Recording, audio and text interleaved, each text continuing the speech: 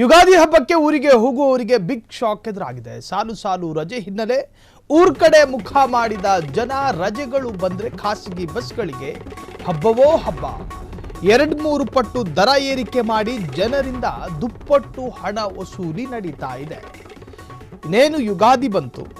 ಯುಗಾದಿಯ ಬೆನ್ನಲ್ಲೇ ರಂಜಾನ್ ಕೂಡ ಇದೆ. ಸಾಲು ಸಾಲು ಹಬ್ಬಗಳು, ಹಾಗಾಗಿ ಸಾಲು ಸಾಲು ರಜೆ. ಹೀಗಿದ್ದಾಗ ಜನ ಊರ್ ಕಡೆ ಮುಖ ಮಾಡೋದು ಸಹಜ. ಇಂತಹ ಸಂದರ್ಭಗಳನ್ನೇ ಎನ್ಕ್ಯಾಶ್ ಮಾಡಿಕೊಳ್ಳುತ್ತೆ ಕೆಲ ಖಾಸಗಿ ಬಸ್ಸುಗಳು, ಬಸ್ಸಿನ ಮಾಲೀಕರು ಮತ್ತು ಚಾಲಕರು, ನಿರ್ವಾಹಕರು. ಯುಗಾದಿ ಹಬ್ಬಕ್ಕೆ ಊರಿಗೆ ಹೊರಡುವ ಪ್ರಯಾಣಿಕರಿಗೆ ಇದು ಒಂದು ತರಹದ ಆಘಾತ. ಹಬ್ಬಗಳ ಸೀಸನ್ ಬಂದರೆ ಖಾಸಗಿ ಬಸ್ ಮಾಲೀಕರಿಗೆ ಭರ್ಜರಿ ಲಾಟ್ರಿ. ಈಗ ಮತ್ತೆ 1-2 ಟಿಕೆಟ್ ದರ ಏರಿಕೆಯಾಗಿದೆ. ಶುಕ್ರವಾರ ರಾತ್ರಿಯಿಂದಲೇ ಊರುಗಳತ್ತ ಮುಖ ಮಾಡಲಿರುವಂತಹ ಜನರು ಖಾಸಗಿ ಬಸ್ಗಳಲ್ಲಿ ಈಗಾಗಲೇ ಟಿಕೆಟ್ ಬುಕ್ಕಿಂಗ್ ಕೂಡ ಶುರುವಾಗಿದೆ. ಯುಗಾದಿ ಹಬ್ಬಕ್ಕೆ ಊರಿಗೆ ಹೋಗುವವರಿಗೆ ಇದು ಒಂದು ತರಹದ ಶಾಕೆ. ಇದು ಸಾಲು ಸಾಲು ರಜೆ ಇದೆ, ಹಾಗಾಗಿ ಊರ ಕಡೆ ಹೋಗಿ ಬರೋಣ, ಒಂದು ವಾರ ಇದ್ದ ಆರಾಮ್ಸಿ ಬರೋಣ ಅಂತ ಹೇಳಿ ಜನ ಊರಿಗೆ ಹೊರಟಿರ್ತಾರೆ. ಬೆಂಗಳೂರು ಹೇಳಿ ಕೇಳಿ ನಮ್ಮ ರಾಜ್ಯದ ನಾನಾ ಜಿಲ್ಲೆಗಳಿಂದಲೂ ಕೂಡ ಕೆಲಸ ಅರಸಿ ಬಂದಿರ್ತಾರೆ, ಬೆಂಗಳೂರಲ್ಲಿ ಇರ್ತಾರೆ.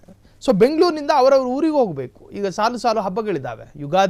ಯುಗಾದಿಯ ಬೆನ್ನಲ್ಲೇ ರಂಜಾನು. ಸೊ ಹೀಗಿದ್ದಾಗ ಎಲ್ಲರೂ ಕೂಡ ಊರ ಕಡೆ ಮುಖ ಮಾಡೋದು ಸಹಜ. ಸೊ ಸರ್ಕಾರಿ ಬಸ್ಗಳಿಗಿಂತಲೂ ಹೆಚ್ಚಾಗಿ ಖಾಸಗಿ ಬಸ್ಸನ್ನೇ ಜನರು ಅವಲಂಬಿಸಿರ್ತಾರೆ. ಸೊ ಖಾಸಗಿ ಬಸ್ಗಳ ಬುಕ್ಕಿಂಗ್ ಈಗಾಗಲೇ ವಿಪರೀತವಾಗಿ ಆಗ್ತಾ ಇದೆ.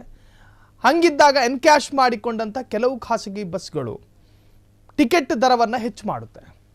ಅನಿವಾರ್ಯ ಆಗ್ಬಿಡುತ್ತೆ, ಜನರಿಗೆ ಹೋಗಲೇಬೇಕು ಅಂದಾಗ ಅವ್ರು ಹೋಗೇ ಹೋಗ್ತಾರೆ.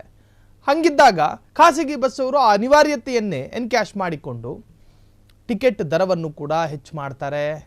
2 ಪಟ್ಟಲ್ಲ 3 ಪಟ್ಟು ಹೆಚ್ಚಾಗಿದೆ. ಯುಗಾದಿ ಹಬ್ಬಕ್ಕೆ ಊರಿಗೂ ಹೋಗೋದಕ್ಕೆ ಹೊರಟಂತಹ ಜನರಿಗೆ ಇದು ಶಾಕು. ಜೇಬಿಗೆ ಕತ್ತರಿ ಬೀಳ್ತಾ ಇದೆ. ಸಾಲು ಸಾಲು ರಜೆ ಹಿನ್ನೆಲೆ ಊರ ಕಡೆ ಮುಖ ಮಾಡಿದ ಜನ ಖಾಸಗಿ ಬಸ್ಸಿನ ಟಿಕೆಟ್ ದರ ಹೆಚ್ಚಾಗಿದೆ. ಯುಗಾದಿ ಹಬ್ಬಕ್ಕೆ ಊರಿಗೆ ಹೊರಡುವ ಪ್ರಯಾಣಿಕರಿಗೆ ಶಾಕ್. ಹಬ್ಬಗಳ ಸೀಸನ್ ಬಂದರೆ ಖಾಸಗಿ ಮಾಲೀಕರಿಗೆ ಮಾತ್ರ ಭರ್ಜರಿ ಲಾಟ್ರಿ. ಈಗ ಮತ್ತೆ 1-2 ಟಿಕೆಟ್ ದರ ಏರಿಕೆ. ಶುಕ್ರವಾರ ರಾತ್ರಿಯಿಂದಲೇ ಊರುಗಳತ್ತ ತೆರಳುತ್ತಾ ಇದ್ದಂಥ ಜನರಿಗೆ ಶಾಕ್.